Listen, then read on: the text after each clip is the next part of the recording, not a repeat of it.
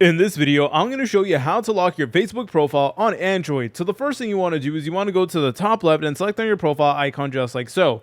Then please go ahead and select on the gear icon right over here, and then it is going to take you to this page. So now all we need to do is we need to go ahead and scroll all the way down until we see default audience settings. And from here, all you need to do is you need to go ahead and scroll down until you see audience and visibility. So there's literally going to be a section called audience and visibility. And then from here, you guys actually are able to make adjustments to your liking.